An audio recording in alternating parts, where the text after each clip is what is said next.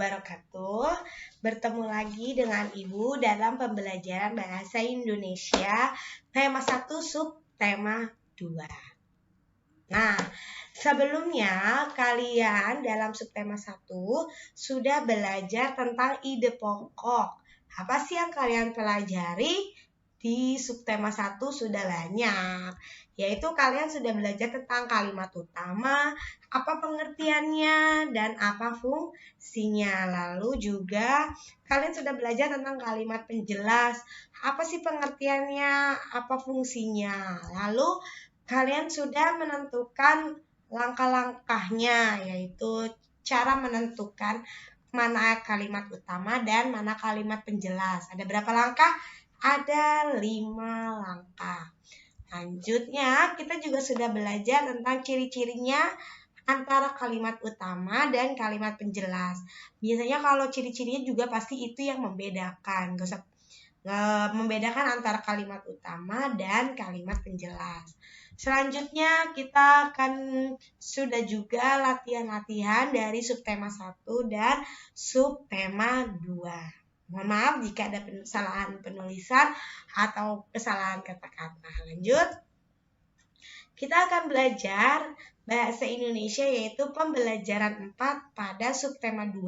Kenapa pembelajaran 1, 2, 3 tidak ada pembahasannya? Karena masih sama dengan subtema 1, maka Ibu menuliskan rangkuman di pembelajaran 4 pada subtema 2, yaitu tentang teks lisan pada halaman 122. Sudah dibuka?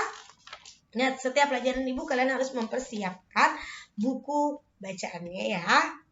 Lanjut, kita akan menentukan teks lisan. Nah, teks lisan juga disebut dengan percakapan. Percakapan bisa melalui yang namanya kegiatan wawancara. Nah, langkah pertamanya yang harus dilakukan pada teks tersebut di bawah ini, adalah kalian harus mendengarkan dengan saksama teks yang disampaikan atau dibacakan tersebut. Itu kalau dalam teks yang ini, dalam bacaan lisan. Yang kedua, mencatat peristiwa atau permasalahan yang dibicarakan teks lisan. Itu yang kedua. Nah, sekarang kegiatannya adalah wawancara. Ingat, wawancara adalah suatu kegiatan juga ya untuk menentukan teks lisan. Yang pertama, menentukan narasumbernya. Siapa yang kalian mau wawancarai?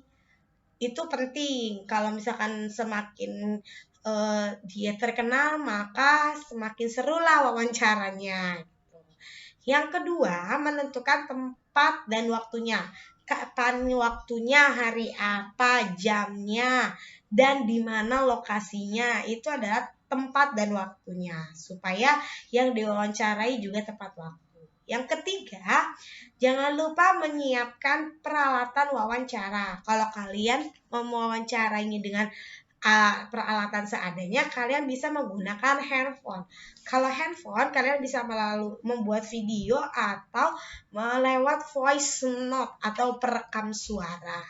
Selanjutnya, kalian ini yang paling penting adalah susunlah pertanyaan-pertanyaan dengan baik. Kenapa? Kalau misalkan kalian melakukan wawancara, kalian tidak punya pertanyaan, bagaimana mewawancarainya? Yang ada malah terbata-bata.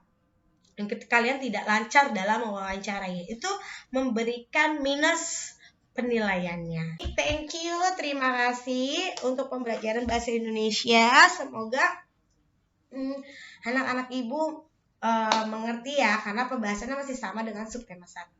Wassalamualaikum warahmatullahi wabarakatuh.